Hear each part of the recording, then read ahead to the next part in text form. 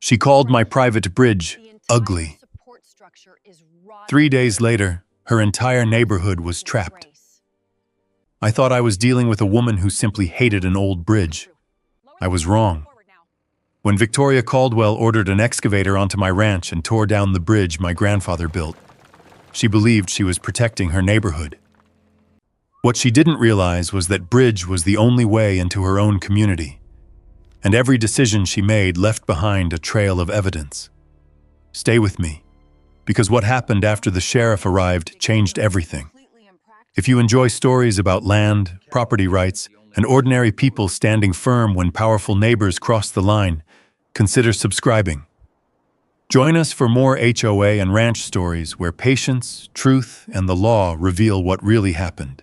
The first sound I heard that morning was not a bird, not the wind through the trees, and not the cattle moving along the fence line. It was diesel, a deep mechanical rumble coming from the lower side of Mercer Hollow Ranch. I knew that sound. Heavy equipment. I had spent enough years inspecting bridges across Montana to know the difference between a truck passing by and a machine preparing to do work. And nobody brought an excavator onto my ranch. Not unless they wanted a problem. I stepped out of my house just after sunrise and looked toward the old crossing that divided my property. The bridge sat exactly where it had for more than 50 years, stretching across the narrow ravine that cut through the eastern side of my land. My grandfather built that bridge in 1972.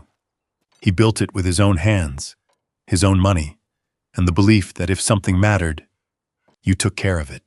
My father maintained it after him. Then I did. It was not decorative. It was not a piece of scenery. It was a working part of Mercer Hollow Ranch. And that morning, there was a yellow excavator parked beside it. 2 contractor trucks were sitting behind it, and standing next to the machine, wearing a cream-colored jacket and polished boots that had never touched a muddy ranch road before, was Victoria Caldwell, president of Pine Ridge Estates HOA. She looked completely comfortable, like she belonged there, like the land beneath her feet answered to her. I walked down the gravel road toward them. Victoria saw me coming and smiled. Not a friendly smile. The kind of smile someone gives when they believe the outcome has already been decided. "Caleb," she said. "Good, you're here." I stopped several feet away. "Can you explain why there is an excavator beside my bridge?" She glanced toward the bridge like she was looking at an old piece of furniture someone had left outside. "That thing has gone on long enough." I looked at the contractor, then back at her. "What thing?" "The bridge." For a moment, I honestly thought I misunderstood her. "My bridge?" Victoria folded her arms. "Our community has tolerated it for years, but Pine Ridge Estates has standards now. Property values matter. First impressions matter." I looked behind her at the bridge. The wooden rails were weathered. The steel beams showed their age, but it was solid. 6 months earlier, it had passed inspection. A county inspector had personally signed off on it. I knew because I had been there. "Victoria, that bridge is private property. It is inspected, maintained, and fully operational." She laughed quietly. That laugh told me everything. She was not interested in facts. "I don't care about your inspection report." I felt my jaw tighten. "You don't care that it is safe?" "I care that it looks terrible." She stepped closer. "Do you know what people see when they drive into Pine Ridge Estates?" I waited. They see a luxury mountain community connected by an outdated piece of ranch equipment. I looked at her. "That bridge existed before Pine Ridge Estates." "Yes, and now it affects everyone who lives there." "No, it affects your opinion of it." Her expression changed slightly. Just for a second. Then the smile returned. "You've always been resistant to improvement, Caleb." I had heard that tone before. People who moved into places like mine often believed they were bringing civilization with them. They never noticed the people who were already there. "Improvement doesn't mean destroying someone else's property." Victoria looked past me toward the ranch. "You have to understand something. Pine Ridge Estates is not what it was 10 years ago. We have families, professionals, people who invested a lot of money into their homes. And they shouldn't have to look at that every day.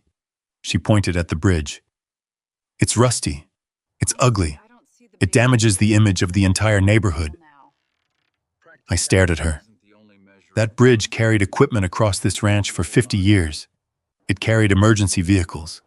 It carried people through storms when other roads were closed. Victoria shrugged. That's sentimental. The word hit harder than I expected, because she wasn't just talking about wood and steel. She was talking about everything attached to it. My grandfather standing there decades ago, building something that would outlast him. My father repairing boards every spring. Me walking across that bridge after I inherited the ranch, knowing I was responsible for something bigger than myself. But Victoria did not see any of that. To her, it was an eyesore, a thing in her way. Victoria, I said, keeping my voice calm, you do not have authority over this bridge. She tilted her head. I am the HOA president. Of your neighborhood. Exactly. Not my ranch. The smile disappeared. Only for a moment. Then she looked toward the excavator operator. Start when you're ready. The operator hesitated. He looked at me, then at Victoria. Ma'am, are you sure this is cleared? Victoria reached into a folder and pulled out several papers. I have everything handled. I noticed something immediately. She did not hand the documents to me. She held them where only the contractor could see. A performance. A display of confidence. She wanted everyone watching to believe she had the authority. But confidence was not ownership. And a folder full of paper did not change a property line. Turn that machine off, I said. The operator looked uncomfortable. Victoria stepped between us. Caleb, don't make this difficult. You brought an excavator onto my property. No, I brought a solution. You brought a demolition crew. She smiled again. Call it whatever makes you feel better. That sentence told me more than anything else. She had already decided. This was not a conversation. It was not a negotiation. She had come here expecting me to surrender. For years, I had learned that land disputes rarely begin with someone saying, I want to take your property. They begin with smaller words. Progress, improvement, community, safety. Words that sound harmless until someone uses them as a weapon. I looked past Victoria toward the bridge. The old structure sat quietly above the ravine. The same bridge my grandfather built. The same bridge Pine Ridge residents crossed every day. The same bridge Victoria now wanted gone. I looked back at her. Last chance, Victoria. Her eyebrows lifted. For what? To walk away. She actually smiled. Not because she was confident. Because she thought I was the one who didn't understand the situation. Caleb, you still don't get it. She stepped aside. The excavator engine grew louder.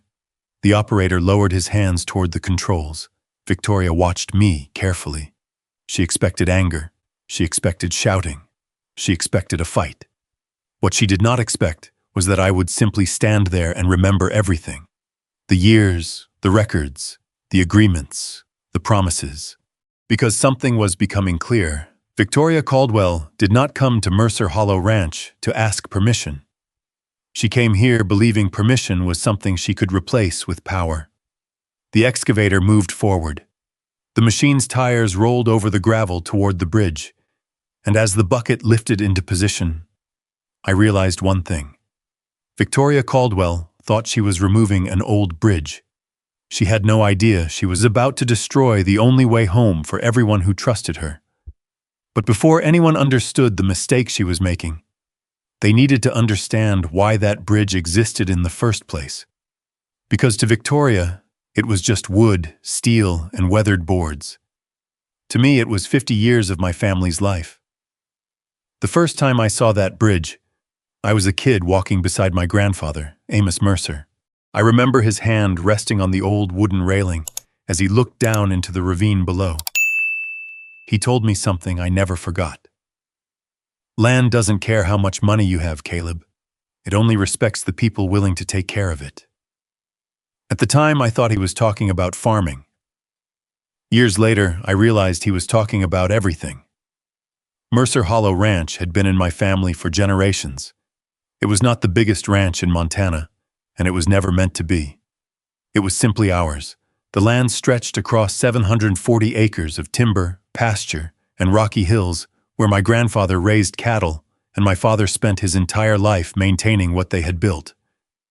The problem was the ravine, a deep cut through the eastern section of the property that separated one side of the ranch from the other. Before the bridge existed, reaching the eastern pasture meant driving miles around the canyon.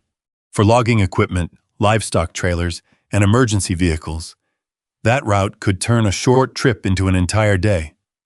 So in 1972, Amos built the bridge. He didn't have a construction company. He didn't have a development crew. He had experience, determination, and a belief that if something needed to be done, you did it correctly. He worked with local builders, used materials designed for heavy loads, and built a crossing that would become part of the ranch itself. Over the decades, that bridge carried everything: cattle trucks, farm equipment, supply deliveries, neighbors during winter storms when roads around the valley became impossible. It became one of those things people stopped noticing because it worked exactly the way it was supposed to. That was the irony. The best things on a ranch are often invisible. You notice them only when they are gone. Years later, Pine Ridge Estates appeared on the property bordering the eastern side of the ranch. The developers saw what everyone else saw: the views, the mountains, the open land. They imagined expensive homes sitting above the valley. But they had one problem. There was no practical road connecting their planned neighborhood to the county highway. The only realistic route crossed my bridge. The developer approached my father before construction began. They knew what they needed. They needed access. My father agreed to allow residents to cross, but he was careful. He understood something many people forget. Being kind does not mean giving away what belongs to you. The agreement was simple. Pine Ridge residents could use the bridge under specific conditions. They did not own it. The HOA did not own it. The land underneath it was still Mercer property. The bridge remained private. The responsibility remained mine. For years, nobody had a problem. Families crossed the bridge every day. People waved when they passed. Some residents even stopped by during holidays with gifts or thank you notes. It worked because everyone understood the arrangement. Then Victoria Caldwell became HOA president, and everything changed. The first sign came from the way she talked about the bridge. Not like a neighbor, like an obstacle. A month after she moved into Pine Ridge Estates, she attended a community meeting where residents discussed neighborhood improvements. Someone mentioned repairing landscaping near the entrance. Someone else mentioned updating signs.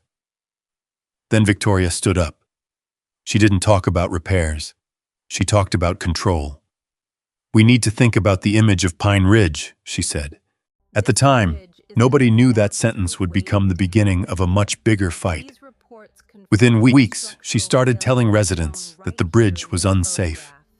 She shared photos taken from angles that made normal weathering look like neglect.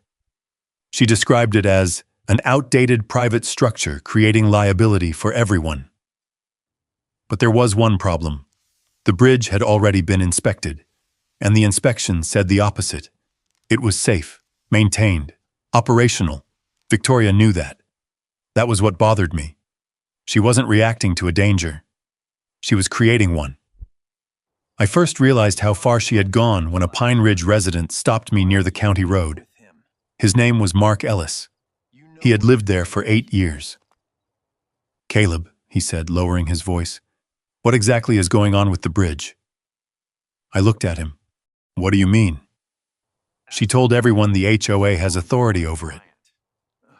I shook my head. "No, they don't." Mark looked confused. "She said the bridge was basically community infrastructure." "That doesn't make it true." He looked back toward Pine Ridge. "She showed us documents. That sentence stayed with me. Because people who actually own something usually don't need to convince everyone they do. People pretending to own something often do. That evening, I went back through every document I had. Property records, old agreements, maintenance records, inspection reports. Everything connected to the bridge. The more I reviewed, the clearer it became. Victoria wasn't confused. She was rewriting history. The bridge was never transferred, never sold, never placed under HOA control. But why? Why would someone risk a legal fight over a bridge that had existed peacefully for decades? The answer came a few days later. I received a letter from Pine Ridge Estates.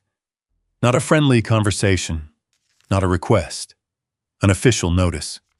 It claimed the bridge violated community infrastructure standards. I read that sentence 3 times. Community infrastructure standards.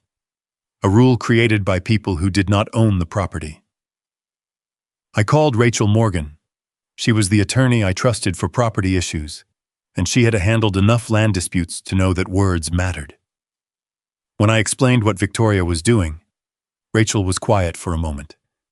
Then she asked one question. Caleb, does Victoria have a recorded easement? No. Does the HOA own any portion of your property? No. Then why does she think she can remove your bridge? I looked out the window toward the old crossing. The same bridge my grandfather built. The same bridge Victoria called an eyesore. I don't think she believes she needs permission. Rachel paused. That is usually when things become dangerous. She was right. Because the next week, Victoria stopped pretending this was about safety. She made her real position clear. At a Pine Ridge meeting, she stood in front of the residents and announced, "The HOA will take action to correct the bridge situation." Those words spread quickly.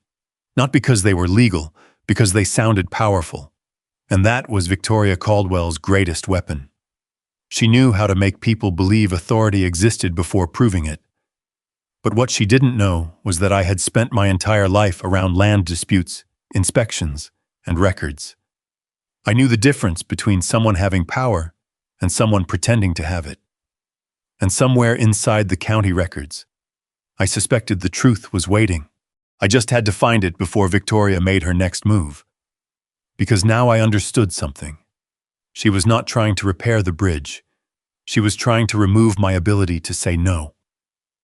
That became obvious over the next few weeks. Victoria Caldwell stopped approaching me like a neighbor. She started approaching me like someone who believed she was managing a problem. And in her mind, the problem was not the bridge. The problem was that the bridge belonged to me. The first letter arrived on a Tuesday morning.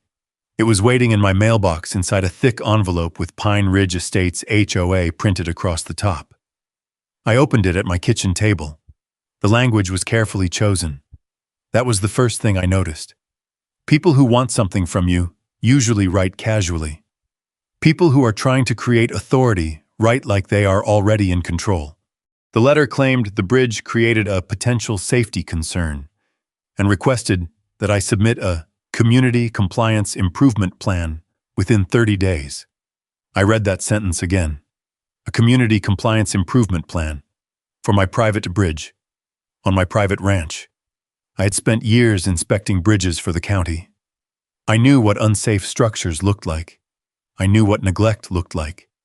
And I knew what a political document looked like when someone was trying to make a private demand sound official. I called Rachel Morgan that afternoon. She listened while I read the letter. When I finished, she asked, "Did they cite any law giving them authority over your property?" "No." "Any recorded easement?" "No." "Any ownership interest?" "No." She paused. "Then this is intimidation." That word bothered me because it was accurate. Victoria wasn't trying to win a legal argument. She was trying to make me feel like I was already wrong. And that was something she was very good at. Within days, she expanded the campaign. Pine Ridge residents started receiving emails about the bridge issue. The subject lines were designed to create fear.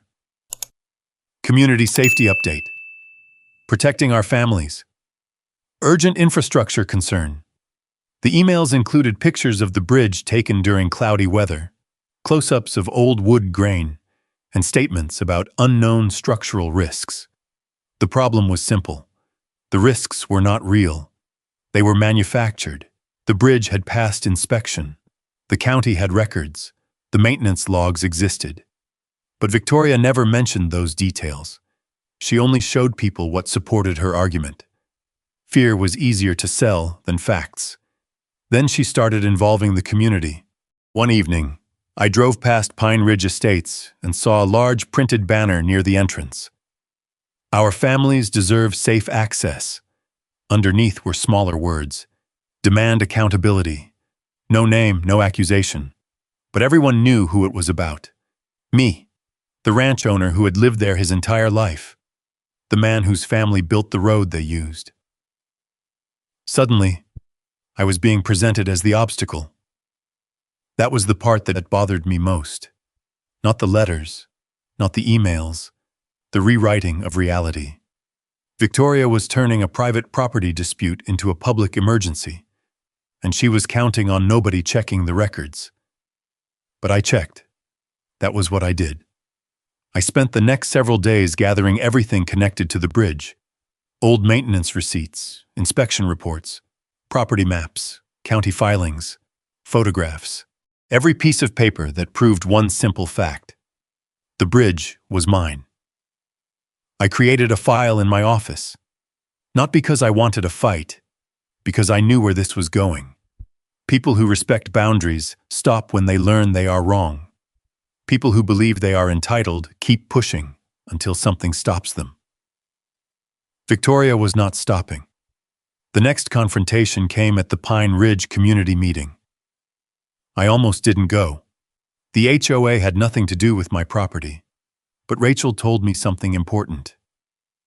Sometimes you need to be in the room when people create the evidence against themselves. So I went. The meeting was held in the Pine Ridge clubhouse, a room designed to feel expensive. Polished floors, large windows, mountain photographs covering the walls. Victoria stood at the front with a presentation behind her. She looked completely comfortable, like she had already won. "Tonight," she said, "we are discussing a serious infrastructure issue affecting every homeowner here." The screen behind her showed a picture of my bridge. The crowd became quiet. "Mr. Mercer has refused multiple attempts to resolve this situation." I looked around. Nobody corrected her, because most people did not know the history. They only knew the version they had been given. Victoria clicked to the next slide. An outdated private structure should not control an entire community.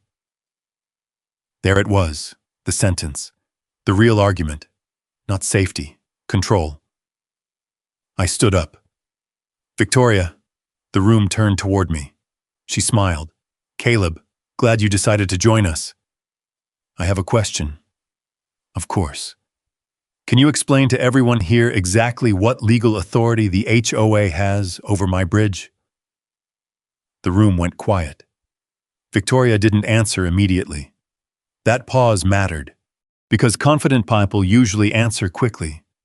People searching for an answer don't. We have a responsibility to protect the community." "That wasn't my question." Her smile tightened. "I think everyone understands the situation." "No, they understand your version of it." A few people looked uncomfortable. Victoria stepped closer to the microphone. "The bridge impacts our property values. Your property values do not give you ownership of my land." Someone in the back asked, "Victoria, does the HOA actually own the bridge?" She turned toward the person. "This is more complicated than ownership." That answer told everyone more than she intended, because ownership should never be complicated. You either own something, or you don't. After the meeting, Linda Parker approached me. She was the HOA treasurer. I had known her casually for years. She looked nervous. "Shh, Caleb." "Linda, She looked toward the clubhouse doors. Be careful. I studied her face. Why? Because Victoria doesn't like losing. I waited. Linda lowered her voice. She has been talking about this bridge for months. What do you mean? She says Pine Ridge cannot fully develop unless that bridge issue is solved. That was the first time I heard those words. Not removed, solved. A small difference, but important. Develop? Linda looked uncomfortable. I probably shouldn't have said that. Linda, she sighed. There are plans, expansion plans. She walked away before saying anything else. That night, I sat at my desk with the county records spread out in front of me. The bridge, the property lines, the HOA documents. Something did not fit. Victoria was acting like someone with a much bigger goal than improving appearances. She wasn't fighting over an old bridge. She was fighting over access. And access on land was never just about convenience. It was about power. The next morning, I received another letter from Pine Ridge Estates. This one was different. It was no longer a request. It was a warning. The HOA informed me that they intended to pursue all available remedies if I refused to cooperate. I placed the letter beside the others. Then I called Rachel Morgan. I think we need to look deeper, I said. Rachel understood immediately. Because this isn't about the bridge anymore. No. I looked out toward the old crossing. The bridge stood exactly where it had stood for decades. Quiet, strong, waiting. This is about why they need it gone. Rachel was silent for a moment. Then she said, Caleb, find me every document you have. Because if Victoria Caldwell is willing to fight this hard over something she doesn't own, there has to be a reason. And for the first time since this started, I felt something different. Not anger, not fear, clarity. Victoria thought she was pushing a ranch owner into surrender. What she didn't realize was that every threat, every letter, and every public accusation was creating a trail. And eventually, that trail would lead us straight to the truth. The first thing Rachel Morgan told me when I arrived at her office was not to bring anger. Bring paperwork, she said. That was Rachel. She never raised her voice. She never made promises she couldn't prove.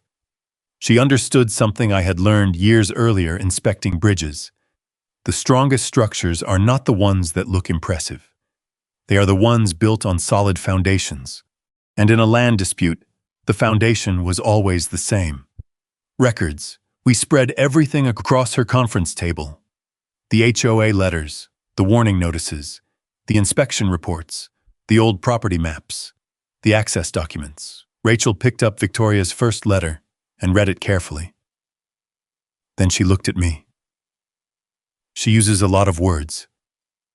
That's bad? It usually means someone is trying to hide the important ones. She tapped the page. Notice what she never says. I looked closer. She never says she owns it. Exactly. That was the first crack. Victoria spoke like an owner, but she never had proof like one. Over the next several days, Rachel and I rebuilt the history of the bridge from the beginning. She requested county records. She reviewed archived filings. She traced every property transfer connected to the land surrounding Mercer Hollow Ranch. And every time she found another piece of information, Victoria's story became weaker. The bridge had always been on Mercer property. The land underneath it had never been transferred. The maintenance responsibilities had always remained with my family. Then Rachel found the document that changed everything. It was stored in an old county archive file that had not been referenced in years. The original access agreement. Not a deed, not an easement, not a property transfer. A limited use agreement. Rachel placed the document on the table. Caleb, this is what Victoria doesn't want people to understand. I read through the pages slowly. The language was clear. Pine Ridge residents were allowed to use the bridge under specific conditions. The agreement recognized the bridge as private property. The agreement recognized the ranch as private property. And most importantly, it stated that continued use did not create ownership rights. No permanent access claim. No transfer of control.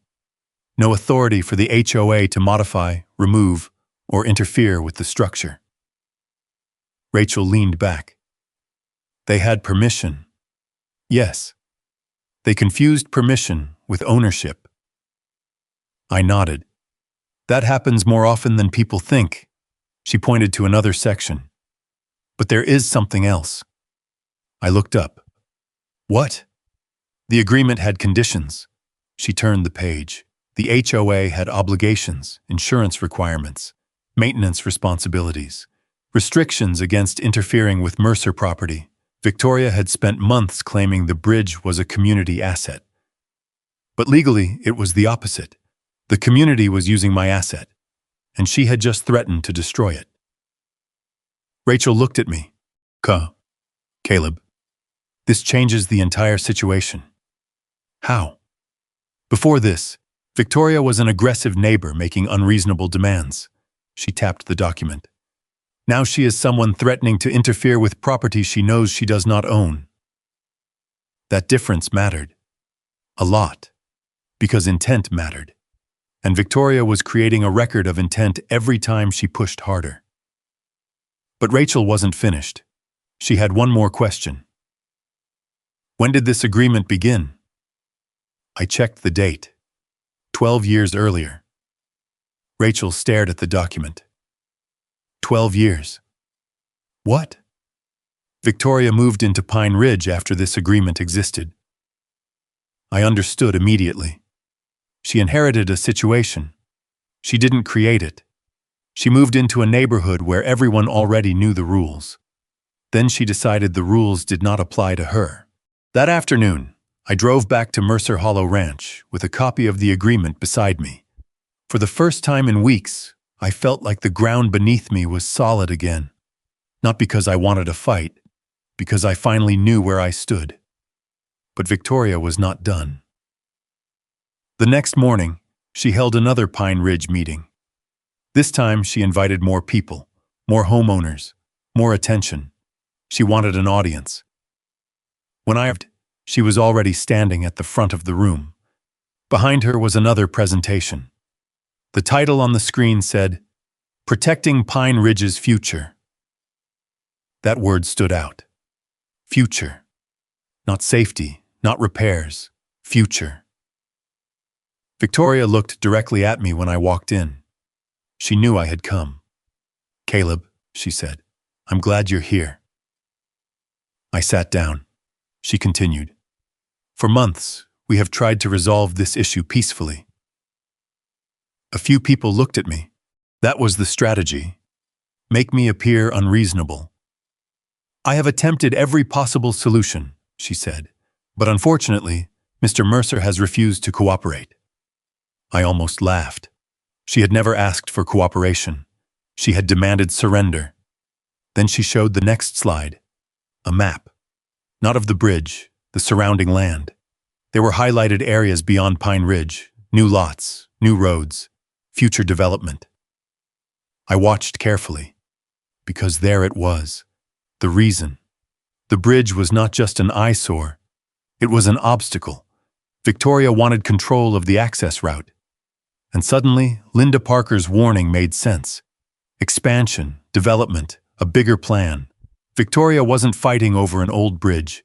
She was fighting over the only practical way into the next phase of Pine Ridge. After the meeting, I waited outside. Rachel called while I was standing near my truck. Caleb, I found something else. Her voice sounded different, more serious. What? The documents Victoria has been using. What about them? They don't match the county records. I looked back toward the clubhouse. What do you mean? I mean someone created a version of the story that benefits the HOA. The wind moved across the empty ranch road as I listened. A person can make a mistake. A person can misunderstand a document. But changing the story on purpose is something different. Can you prove it? Rachel paused. Not yet. That answer mattered, because Rachel never claimed something until she could prove it. But I think we are close. I looked toward the bridge, the same bridge Victoria wanted gone, the same bridge she believed stood between her and whatever she wanted next. And for the first time, I realized something. She was not trying to remove an old structure. She was trying to remove the one thing preventing her from taking control. Rachel called again. Caleb. Yeah? There is something you need to know. What? I found the original agreement file. Didn't we already find it? Yes. Then what is different? Her voice became quieter. There is a missing page. I felt my grip tighten around the phone.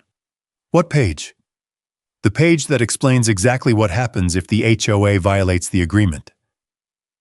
I looked across the ranch, because suddenly the bridge dispute was no longer about proving I owned something. It was about proving what Victoria had already done. And if that missing page said what Rachel thought it said, Victoria Caldwell had not just crossed a boundary. She had stepped into a legal trap of her own making. The next morning, Rachel called me before sunrise. I knew from the sound of her voice that she had found something important. Caleb, I have the missing page. I sat down at my kitchen table. What does it say? There was a pause. Then Rachel answered. It says the access agreement automatically ends if the HOA interferes with Mercer property without authorization. I looked out the window toward the bridge. The old crossing was still standing. For the moment. So if Victoria touches it, the agreement terminates immediately. I let that sink in. For years, Pine Ridge residents had crossed my land because my family allowed them to. Because my father believed neighbors should help each other. Because we trusted people to respect the arrangement. But trust only works when both sides honor it. Rachel continued. There is another section. What section? The Contractor Responsibility Clause. I opened the folder in front of me. What does it say? If someone authorizes work on the bridge without legal authority, they are personally responsible for the consequences. I already knew where this was heading. Victoria was not asking anymore. She was preparing. And the more she prepared, the more evidence she created. Rachel told me to keep documenting everything. Every letter, every message, every conversation. Do not confront her, she said. She is going to do something. I know. And when she does, she needs to be the person responsible for it. That was the hardest part. Doing nothing. Watching someone move toward a mistake you knew would hurt people. But Rachel understood something I had to accept. The law does not work because someone gets angry. It works because someone proves what happened. So I waited, and Victoria kept moving. 2 days later, Pine Ridge Estates sent another announcement. This one was not about safety. It was about improvement. The HOA informed residents that a community infrastructure correction project would begin the following weekend. They never mentioned demolition. They never mentioned my name. They used softer words. The same words people use when they want something harmful to sound reasonable. I immediately called Rachel. She's doing it. Rachel was quiet. Are you sure? Yes. How do you know? Because she stopped trying to convince me. That was the change. Before, Victoria wanted everyone to believe she was right. Now she believed she no longer needed anyone's approval. And that was dangerous. Saturday morning, I left Mercer Hollow Ranch early. I had a livestock auction outside town. It was something I had planned weeks before any of this started. Before Victoria, before the letters, before the threats. I considered canceling. But Rachel told me something important. Don't change your life because someone else is violating the law. So I went. I left the ranch like I always did. I checked the fences, checked the equipment, looked across the bridge one last time before heading out. I had no idea that would be the last time I saw it standing. At 8:17 that morning, my phone rang. It was Harold Bennett. Harold lived on the western side of the ranch boundary. An older man. Quiet. The kind of person who noticed things because he spent his life paying attention. I answered. Harold? His voice was different. Caleb. A pause. Where are you? At the auction. Why? Another pause. Then he said, You need to come home. I stood up immediately. What happened? There's an excavator at the bridge. Everything around me seemed to disappear for a second. What? I tried calling you earlier, but they already started. I walked away from the crowd.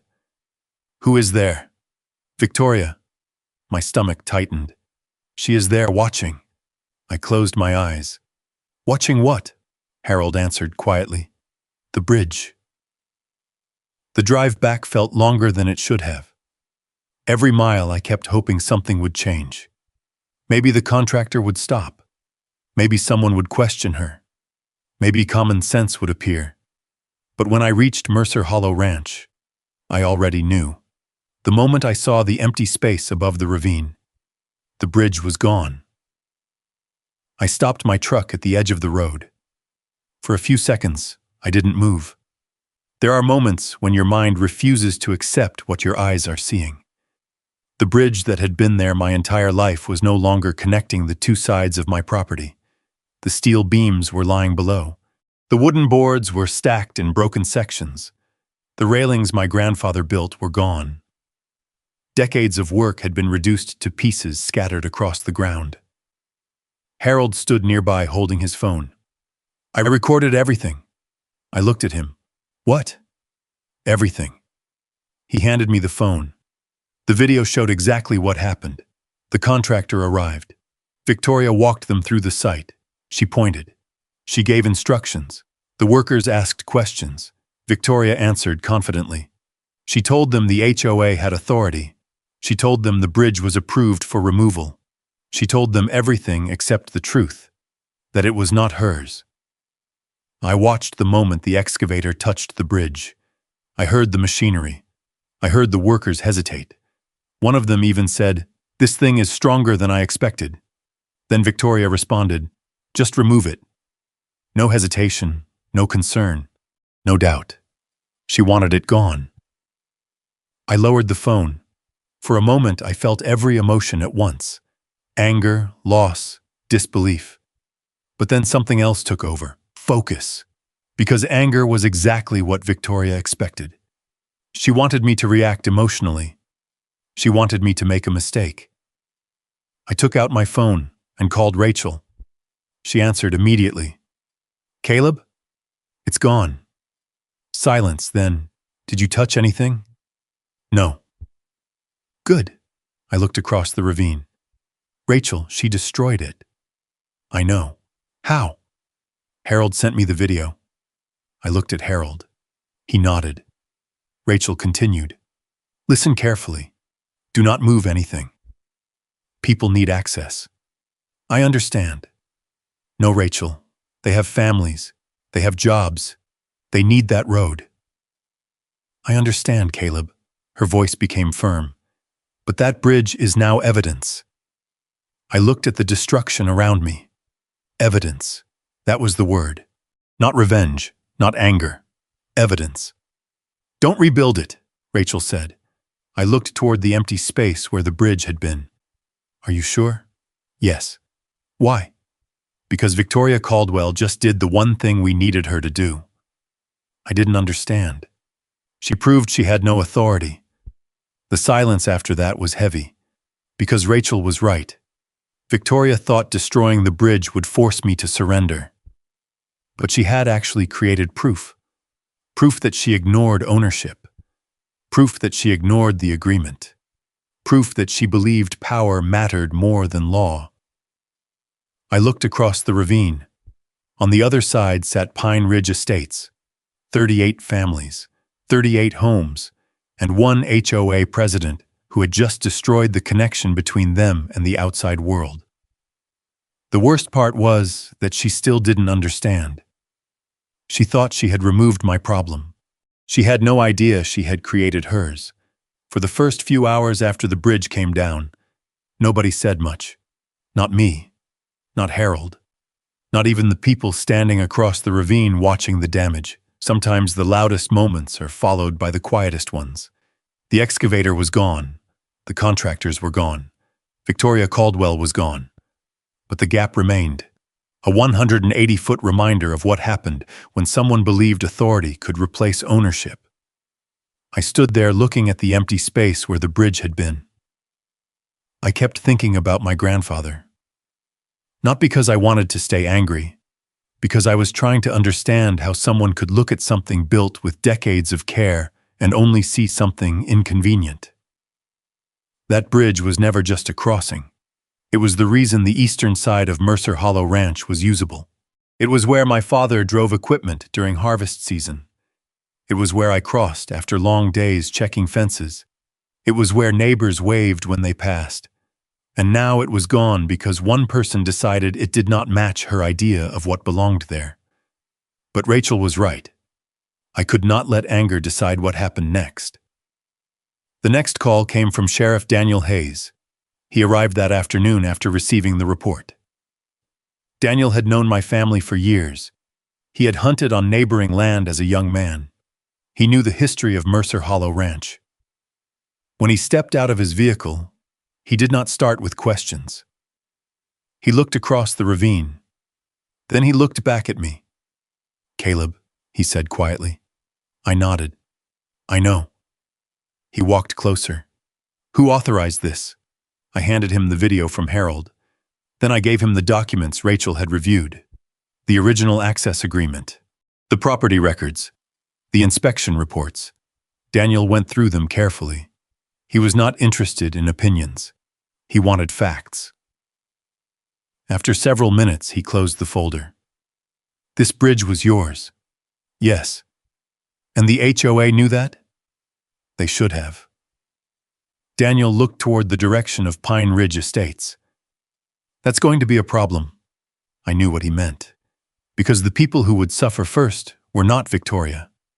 They were the residents who trusted her. By the following morning, they started finding out. The first messages came through from Pine Ridge homeowners. At first, they were confused, then concerned, then angry. They had been told the bridge was being removed for improvement. Nobody told them there would be no immediate replacement. Nobody told them the alternative route was not designed for daily traffic. Nobody told them emergency access would become a serious issue. Victoria had presented the demolition as a solution. She had never explained what happened after the bridge disappeared. That was the part she had not planned for. Reality. The first major problem came when a Pine Ridge resident needed emergency assistance. The usual route was gone. The alternative road required a much longer drive and depended on conditions that were not always reliable. Nobody was harmed, but everyone understood the same thing at the same time. The bridge was not just convenient, it was necessary. That afternoon, Victoria called me. I almost didn't answer, but I did. "Caleb." Her voice sounded different. Not angry, not confident. Careful. "Yes? We need to discuss a solution." I looked out toward the ravine. A few days earlier, she had stood there ordering my bridge removed. Now she wanted a conversation. "What solution?" "The bridge needs to be restored." I waited. "You mean rebuilt?" "Yes." I almost couldn't believe what I was hearing. "You removed it." "That was a misunderstanding." "No, Victoria." I kept my voice calm. "That was a decision." Silence. Then she changed tactics. "This isn't about you and me anymore. People are affected." I looked across the ranch. She was right about one thing. People were affected. But not because of me. Because of her. "Victoria, you made that decision without permission. We were trying to protect the community. You destroyed private property."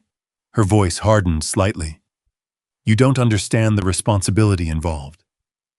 That sentence almost made me laugh, because responsibility was exactly what this was about. My family maintained that bridge for decades. Victoria spent a few minutes deciding it was ugly. I understand responsibility better than you think, I said. Then I ended the call.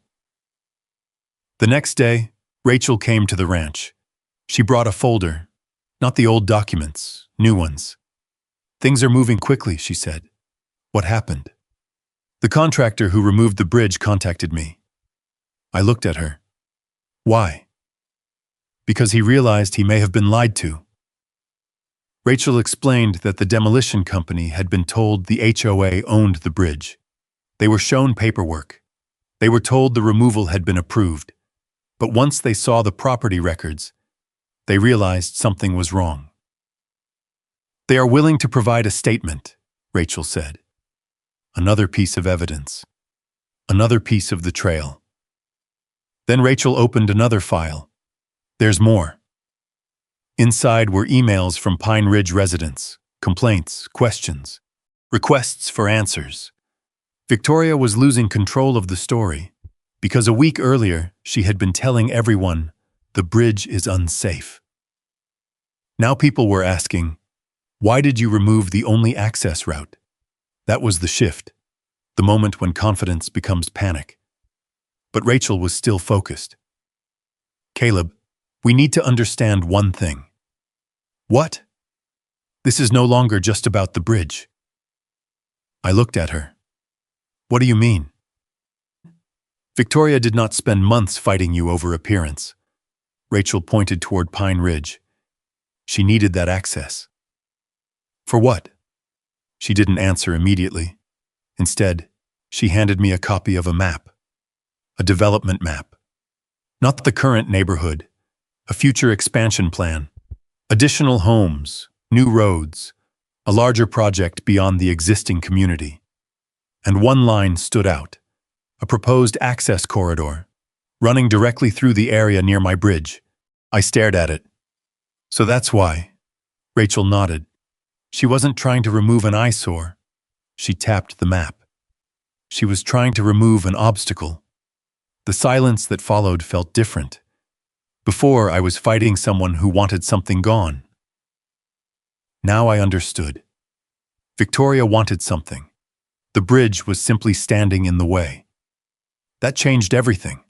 Because a person trying to improve a neighborhood is one thing. A person trying to gain control of someone else's property is something else entirely. That evening, I walked back toward the ravine. The sun was dropping behind the ridge. The bridge was still gone. But for the first time since the demolition, I did not feel defeated. Because Victoria had made the mistake people like her always make. She underestimated the value of records. She underestimated the patience of someone who knows the land. And she underestimated how quickly the truth catches up when someone leaves evidence behind. Across the ravine, Pine Ridge Estates sat quiet.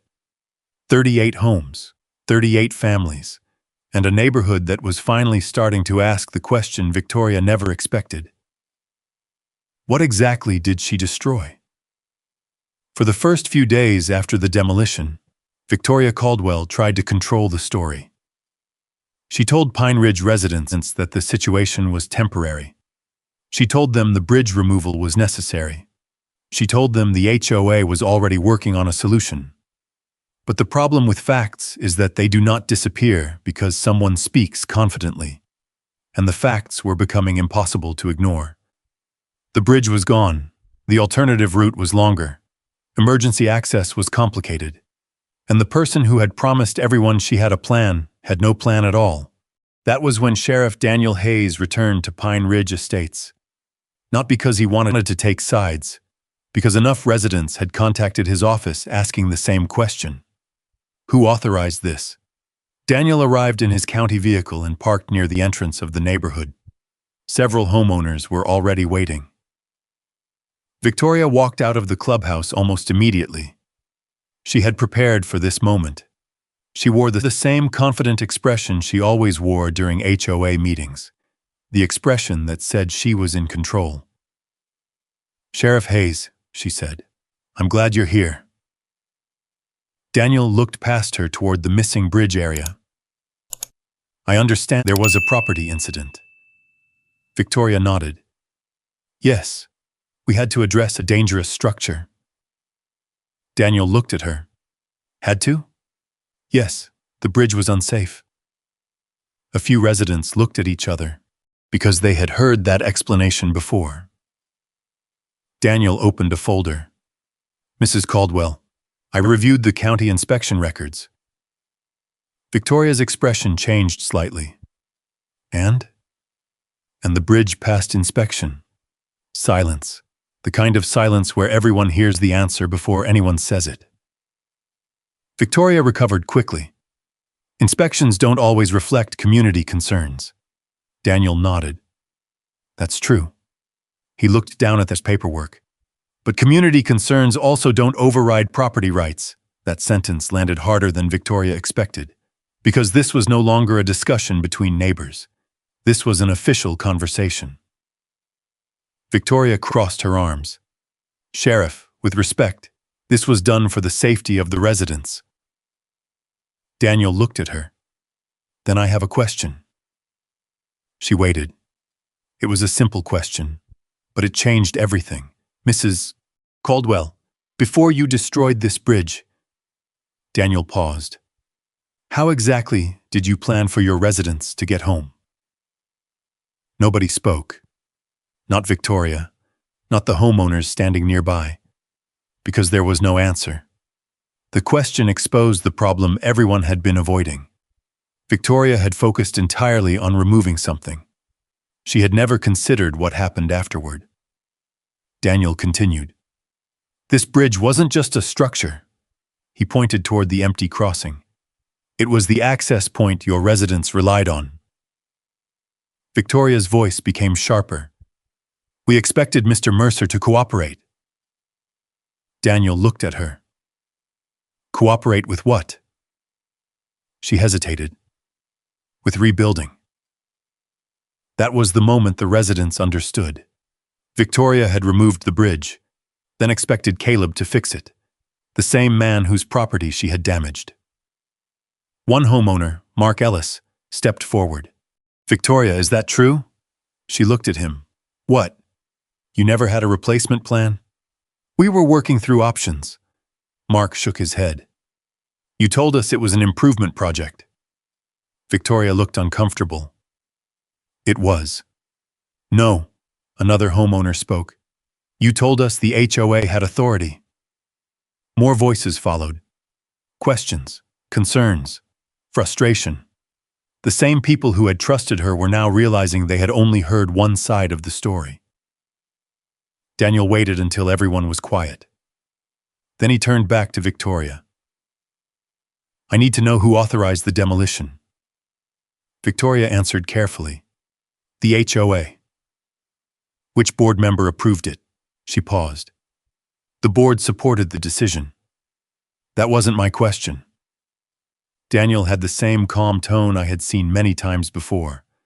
The tone of someone who did not need to argue because he already knew the importance of facts. Who signed the authorization? Victoria looked away. That hesitation mattered. A lot. Because leadership is easy when everything goes right. It becomes much harder when someone asks for names. Later that afternoon, Daniel met me at Mercer Hollow Ranch. He brought copies of the incident reports. Rachel was there too. We sat at my kitchen table with the documents spread out. The contractor has been contacted, Daniel said. What did he say? He says Victoria provided paperwork showing HOA ownership. Rachel looked up. Ownership? Daniel nodded. That's what he was told. Rachel immediately reached for her notebook. That means we need those documents. Why? Because if someone knowingly used false information to authorize work on private property, that changes the entire situation. Daniel looked at me. Caleb, did you ever give the HOA permission to remove the bridge? No. Did you ever transfer ownership? No. Did you sign anything approving demolition? No. Daniel closed the folder. Then the evidence is becoming very clear. But Rachel was already thinking ahead. Not just clear, She looked at the documents. Useful. That was the difference. The truth mattered, but proving the truth was what changed outcomes. Over the next week, the investigation expanded. Michael Turner, the retired county surveyor, reviewed the original property maps. He confirmed what Rachel already suspected. The bridge sat completely within Mercer property boundaries. The access agreement gave use rights, not ownership rights, not demolition rights, not development rights. Then Linda Parker contacted Rachel. It was the call we had been waiting for. Linda was nervous. She had been part of Victoria's inner circle. She had supported her decisions. But now she had seen the consequences.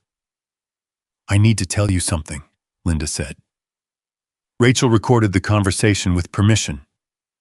"What?" Victoria wasn't only talking about the bridge. Rachel looked at me. What was she talking about?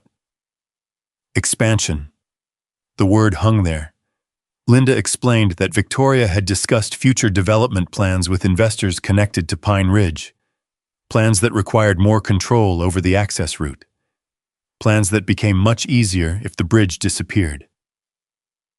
She kept saying the bridge was the last obstacle, Linda said. That was the piece we were missing. The bridge was never the problem. It was the barrier. The reason Victoria could not get what she wanted. After the call ended, Rachel sat quietly for a moment. Then she looked at me. "Caleb." "Yeah?" "She didn't destroy your bridge because she thought it was ugly." I already knew the answer. She destroyed it because it was in her way. Rachel nodded, and suddenly every letter, every threat, every public accusation made sense. Victoria had not been fighting a safety issue. She had been fighting a piece of property she could not control. The next morning, Sheriff Hayes returned one final time. This time he brought the demolition contractor's statement, and attached to it was a copy of the paperwork Victoria had shown him. Rachel read the first page, then the second. Then she stopped. "What?" She looked at me. "Caleb." "What?" "This document is about to change everything." She turned it around. At the bottom of the page was a signature that claimed board approval. But the date was wrong, and the authorization did not match the HOA records. Victoria Caldwell had spent months building a case against my bridge. Now we had the beginning of the case against her. But a beginning was all it was. Rachel Morgan reminded me of that every time we reviewed the evidence. "We know something happened," she said. She placed the documents on my kitchen table. "We know the story Victoria told people was incomplete. We know the contractor was given information that appears to be false. We know the bridge removal benefited future plans connected to Pine Ridge." She looked at me. "But knowing and proving are two different things." That was Rachel's way. She did not celebrate early. She did not assume victory because the truth was obvious. She built cases, piece by piece. And the next piece came from someone who had been standing inside Victoria Caldwell's operation from the beginning. Linda Parker. For almost 2 years, Linda had served as the HOA treasurer. She had signed financial reports, approved budgets, attended meetings. She had watched Victoria transform a neighborhood association into something completely different. But after the bridge disappeared, Linda started asking questions. Questions Victoria did not like. Questions about money, questions about documents, questions about why the HOA was suddenly involved in a demolition project that had never been properly approved. Linda agreed to meet Rachel and me at a small restaurant outside town. She arrived 10 minutes early. That told me everything. She was nervous, not because she was hiding something, because she finally understood the seriousness of what had happened. "I should have spoken sooner," Linda said. Rachel remained calm. "Why didn't you?" Linda looked down. "Because Victoria was convincing." She said it quietly, and I understood what she meant. People like Victoria rarely gain control by force. They gain control by confidence. They speak like they already have permission. They make people question themselves. Linda opened her folder. I kept copies. Rachel looked up. Copies of what? Emails. That changed the room. Linda explained that after Victoria became president, she began discussing plans that went far beyond maintenance. At first, they sounded harmless. Community improvements, future growth, infrastructure upgrades. But over time, the language changed. The plans became bigger. More homes, additional development, a larger entrance corridor. And every conversation eventually returned to one problem: the bridge. Victoria called it the bottleneck, Linda said. I looked at Rachel. The bottleneck? Linda nodded. She said Pine Ridge could not reach its full potential while access depended on Caleb's bridge. That sentence explained everything. Victoria had never seen the bridge as a neighbor's property. She saw it as something preventing her vision. Rachel asked, did she ever mention buying the land? Linda shook her head. No. Negotiating an easement? No. Working with Caleb legally? Again, Linda shook her head. She said those options took too long. Rachel leaned back. And what did she want instead? Linda looked uncomfortable. She said once the bridge was gone, everyone would have no choice but to find another solution. Silence filled the room, because that was the plan. Not repairing a problem, creating one, force the situation, then use the consequences as justification. Rachel wrote something down. Did anyone else hear this? Yes. Who? Linda gave her a list. Board members, a developer, 2 investors who had attended private meetings. That was the moment the situation changed. Before, Victoria had looked reckless. Now she looked strategic, and strategy required evidence. The next week, Michael Turner joined the investigation. Michael had spent more than 30 years as a county surveyor. He knew the land around Mercer Hollow better than almost anyone. He brought old maps, property surveys, and archived records. We spread them across the table. Michael pointed to the original boundary lines. Nothing changed here. He traced the line with his finger. The bridge has always been on Mercer property. Rachel nodded. And the HOA access? Michael pointed to another section. Limited use. Not ownership? No. Not control? No. He looked at me. Caleb, your grandfather was careful. I smiled slightly. That sounds like him, Michael continued. He understood something a lot of people forget. A handshake can build trust, but paperwork protects everyone. That was exactly what my grandfather had done. He helped his neighbors, but he protected his land. Then Michael found something else. A development map attached to a county planning submission. The date was from before the demolition. Rachel took it immediately. Where did this come from? County Archive. She studied it. The map showed future expansion plans near Pine Ridge, a proposed road system, additional homes, and a new entrance route. But the proposed route crossed the area where my bridge had stood. The bridge was not just convenient. It was part of their future plan. Rachel looked at me. Now we know the motive. I stared at the map. For weeks, Victoria had told everyone the bridge was dangerous, ugly, a liability. But behind closed doors, it was something else. A piece of land she needed. A piece of access she could not control. That night, I received another call from Victoria. I almost didn't answer, but I did. Caleb, her voice was colder than before. The confidence was still there, but something underneath had changed. What do you want, Victoria? We need to discuss moving forward. Moving forward with what? The bridge situation. I looked at the documents sitting on my desk. You mean the bridge you removed? A pause. Yes. You destroyed private property. We acted in the best interest of the community. No. I looked toward the window. No, Victoria. You acted in the best interest of your plan.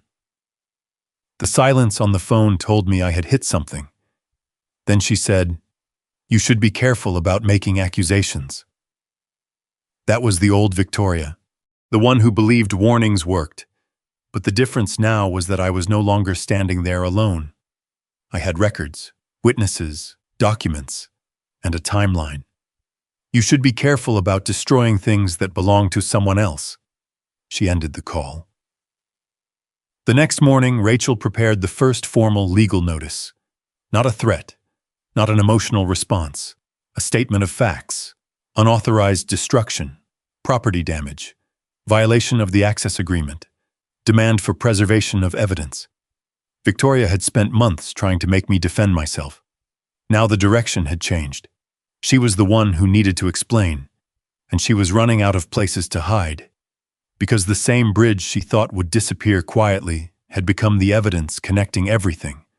The demolition, the false claims, the hidden development plans, the misuse of HOA authority. All of it led back to one decision. Victoria Caldwell believed removing my bridge would give her control. Instead, she had built the strongest case against herself. The difference between a bad decision and a legal disaster is usually the evidence left behind, and Victoria had left behind plenty. By the time Rachel Morgan prepared the lawsuit, we had something more powerful than an argument. We had a timeline, a clear sequence of events that showed exactly how everything happened. First, Victoria claimed the bridge was dangerous. Then she claimed the HOA had authority. Then she convinced a contractor to remove it. Then the documents proved she never had that authority. And finally, the hidden development plans revealed why she wanted it gone. Rachel organized everything into a single case file. The original property records, the access agreement, the inspection reports, the demolition video from Harold Bennett, the contractor's statement, the HOA emails provided by Linda Parker, the development maps discovered by Michael Turner. Every piece connected. Every document told the same story. Victoria Caldwell did not inherit a problem. She created one. The first major confrontation came at the emergency HOA board meeting. This time, Victoria did not control the room. The atmosphere had changed. The same homeowners who once listened quietly were now asking questions. The same people who had trusted her confidence were now demanding answers. Linda Parker sat on the opposite side of the table. She was no longer protecting Victoria. She was protecting the truth. Victoria walked into the meeting carrying a folder. She still looked composed, still professional, still convinced she could explain everything away. "Before this gets out of control," she began, "I want everyone to understand that my decisions were made for the benefit of this community." Nobody responded. That silence bothered her, because silence was usually where she had been most powerful. People stayed quiet because they were intimidated. Now they stayed quiet because they were listening. A homeowner near the back raised his hand. "Victoria, did you actually have permission to remove the bridge?" She looked toward him. The HOA had a responsibility to act. That wasn't the question. The same words, the same pressure, the same question Sheriff Hayes had asked. And once again, Victoria did not have an answer. Linda placed a document on the table. "Then explain this." Victoria looked down. It was one of the internal emails, an email where Victoria discussed the bridge as an obstacle to future development. Her expression changed. Only slightly, but everyone noticed. "Where did you get that?" Linda answered. "I was the treasurer." The room became completely quiet. Victoria looked around.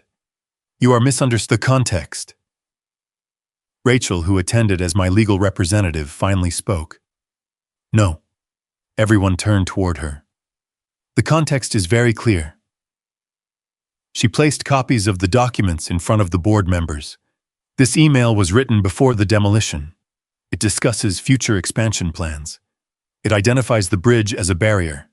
It shows that the removal was not simply about safety. Victoria looked at Rachel. You don't live here. Rachel nodded. No, but I understand property law. That sentence was simple, but it changed the balance of the room, because Victoria had spent months relying on emotion, fear, appearance, community pressure.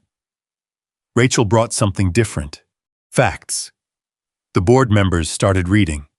One looked at the development map, another reviewed the contractor statement, a third looked at the access agreement. Then someone finally asked the question nobody wanted to ask. Victoria, did you know the HOA didn't own the bridge? Victoria didn't answer. That was the answer. The room shifted. Not suddenly, not dramatically, but permanently, because people can forgive mistakes. They struggle to forgive being manipulated. Within days, the HOA board began separating itself from Victoria. The first resignation came from a board member who had supported every one of her proposals. Then another, then another. The same people who once stood beside her were now trying to protect themselves. And Victoria realized something too late. Power borrowed from popularity disappears quickly when the facts arrive. Meanwhile, Rachel filed the formal legal action. The claim was straightforward: unauthorized destruction of private property, violation of the access agreement, damages caused by removal of the bridge, and responsibility for the consequences created by that decision. Victoria responded through attorneys. Her position changed completely. The bridge was no longer an eyesore. Now it was suddenly a critical access structure.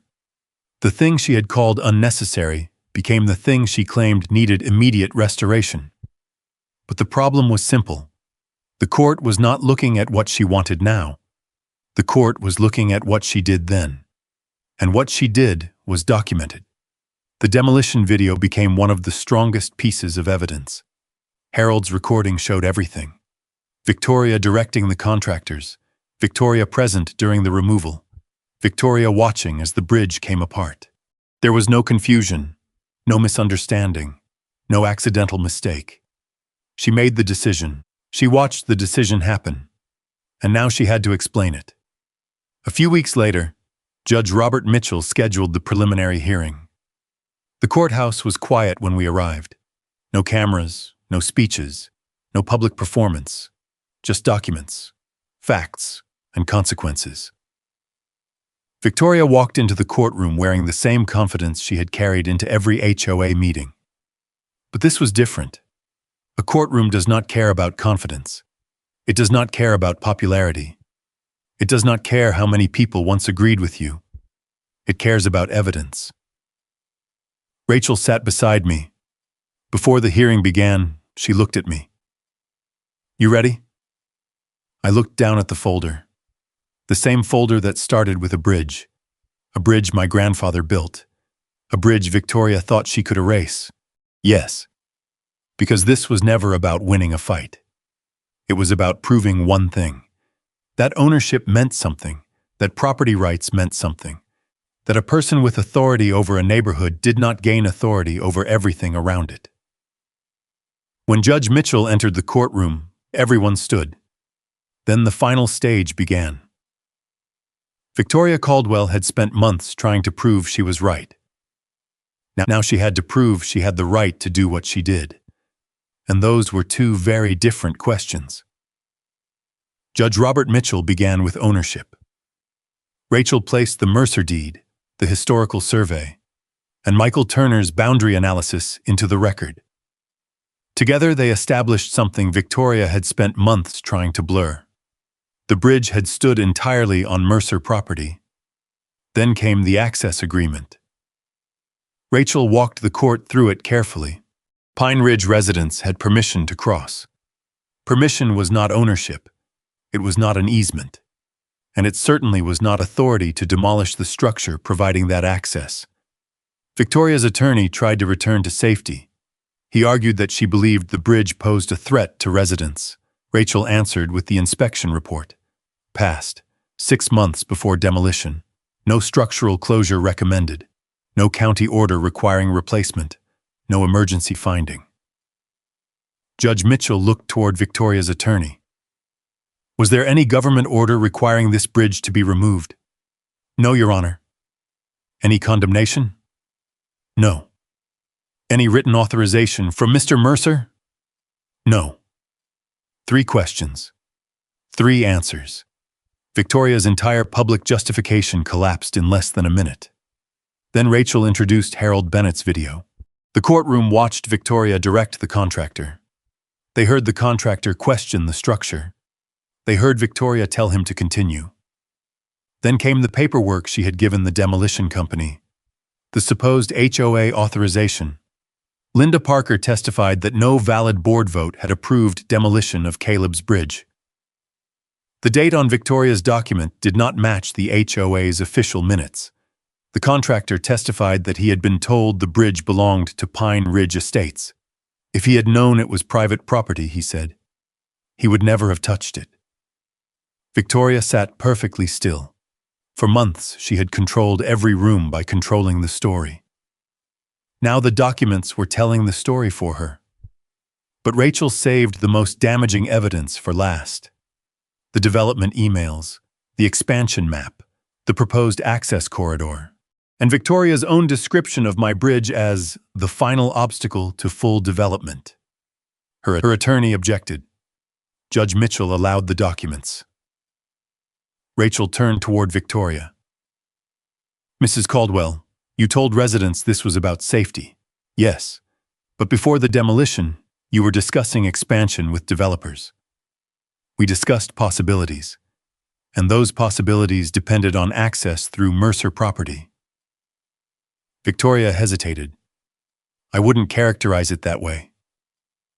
Rachel placed the map on the display. You don't have to. That was the moment I knew the fight was over. Not because Victoria looked defeated, because there was nothing left for her to redefine. The lines were on the map, the words were in her emails, the bridge was in the ravine. Judge Mitchell issued his ruling after reviewing the record. The demolition had been unauthorized. The HOA possessed no ownership interest, allowing it to remove my bridge. Victoria had exceeded her authority, violated the conditions governing access, and caused substantial property and access damages through actions unsupported by the governing documents. The court ordered compensation for the destroyed structure and related losses, along with my legal costs. Victoria was held personally responsible for the portion of the damages tied to actions she had taken outside valid board authority. Then Judge Mitchell addressed the access agreement. That was the part Pine Ridge had been waiting for. The old permission had terminated when the bridge was unlawfully interfered with. Pine Ridge could not simply demand that I restore what its president destroyed. Any future access would require a new legal agreement. Victoria finally looked at me. Months earlier, she had stood on my ranch and treated my ownership like an inconvenience. Now the entire neighborhood depended on my signature. I did not smile. That mattered to me. I had never wanted 38 families trapped in somebody else's mistake. I wanted my property respected. Nothing more. Within days, Pine Ridge removed Victoria as president. Linda Parker helped reconstruct the financial records. The remaining board abandoned the expansion proposal and opened negotiations with Rachel. This time, there were no threats, no invented standards, no claims of community authority, just lawyers, survey maps, insurance requirements, and signatures. I agreed to a permanent recorded access arrangement under strict conditions. Pine Ridge would fund construction of the replacement bridge. The HOA would maintain adequate liability coverage. No HOA officer could alter, obstruct, demolish, or expand anything on Mercer property without my written authorization. And any future development beyond the existing 38 homes would require a separate negotiated agreement. Rachel pushed the final document across the table. Fine. Now they have access. I signed it. And now we have boundaries. Construction started months later. The new bridge was stronger than the old one. Steel beams, a reinforced deck, modern guardrails, a load rating that could handle anything Pine Ridge reasonably needed. Michael Turner verified the location before the first foundation work began. I stood beside him while the crew worked. You think your grandfather would approve? He asked. I looked at the original stonework that remained near the edge of the ravine. He'd probably complain we're spending too much. Michael laughed. He'd still use it. Every day. Victoria sold her Pine Ridge home before the new bridge opened. I never spoke to her again. I heard she moved back toward Denver. Maybe she learned something. Maybe she didn't. That part wasn't mine to decide. What mattered was what remained. One afternoon after construction finished, I walked onto the new bridge alone. Below me, the ravine looked exactly as it had when I was a boy. The neighborhood had changed. The bridge had changed. Even the legal relationship between our properties had changed. But the boundary had not. That was the lesson Victoria never understood. Being powerful does not make something yours. Being offended by something does not give you the right to destroy it. And being patient does not make a man weak. Sometimes patience is simply what justice looks like before the evidence is complete. A truck from Pine Ridge crossed behind me. The driver slowed and raised a hand. I waved back. That was all I had ever wanted. Neighbors using a bridge, people respecting the land beneath it. No threats, no power games. Just an agreement everyone understood. I rested my hand against the new railing and thought about my grandfather, my father, and the old bridge that had survived half a century before one arrogant decision brought it down. Victoria had believed destroying it would erase the obstacle between her and what she wanted. Instead, she proved why boundaries mattered. And in the end, the bridge came back. Her authority didn't. The bridge was never just wood and steel. It was a promise. And promises survive people who try to break them. The lesson from Caleb's story is that protecting what's mattered does not only mean fighting the loudest battle. Sometimes it means staying calm, keeping records, respecting the law, and trusting that the truth can stand on its own. Caleb did not reserve his grandfather's bridge by anger or force. He reserved it by patience, evidence, and a commitment to doing things the right way. A piece of land, a bridge, or a family legacy can represent much more than an object. It can carry memories, responsibilities, and the trust between neighbors. This story reminds us that dignity and fairness matter, especially when decisions affect beliefs of others. If you ever had to stand your ground while staying respectful, share your thoughts below. Drop a justice in the comments if you believe property rights and honest conservation still matters. And if you enjoy a story about ranches, land, neighbors, and the quiet courage it takes to protect what you have built, consider subscribing. Stay with us for more HOA and land story, where ordinary people face difficult challenges with patience, wisdom, and respect, and a steady commitment to what is right.